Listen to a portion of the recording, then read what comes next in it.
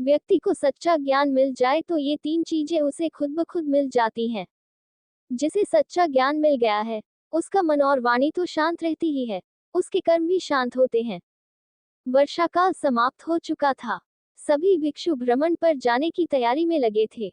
सारिपुत भी अपने शिष्यों के साथ विहार से प्रस्थान करने वाले थे। तभी एक घटना हो गई। चलते वक्त उनके गमछे का एक किनारा किसी भिक्षु को छू गया। उस भिक्षु ने इसे अपना अपमान मान लिया।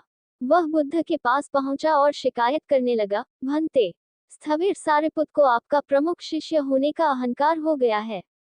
उन्होंने मुझ पर प्रहार किया और अब क्षमा मांगे बिना ही चारिका पर जाने की तैयारी कर रहे हैं। नवभारत टाइम्स कॉम। बुध लॉर्ड शॉपिंग अलर्ट कूलिंग अप्लायंसेस पर बेहतरीन ऑफर के साथ गर्मी को मात दे 55% तक की छूट पाएं।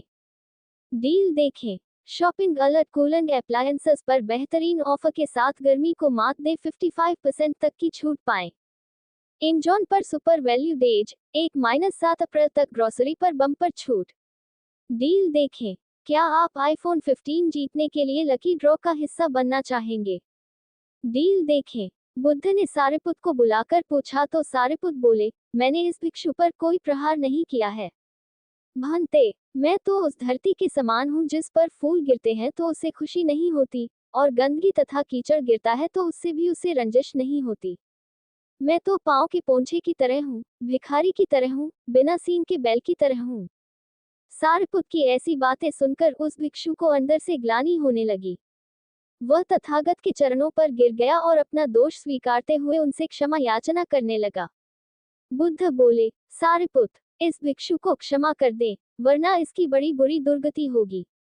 अब सारिपुत घुटनों के बल बैठ गए और उस भिक्षु से कहा, आयुष्मान, तुम्हारे अपराध के लिए मैं तुम्हें क्षमा करता हूँ। अगर मैंने भी कोई अपराध किया है तो मुझे क्षमा कर दो। ये सुनकर सभी भिक्षु कहने लगे, स्थविर सारिपुत की महानता तो देखो। ऐसे झूठे व्यक्ति पर क्रोध न करके स्वयं उससे भी क्षमा याचना कर रहे हैं। भिक्षुओं की सुगबुगाहट सुनकर महात्मा बुद्ध बोले, जिसे सच्चा ज्ञान मिल गया है, उसका मन और वाणी तो शांत रहती ही है, उसके कर्म भी शांत होते हैं।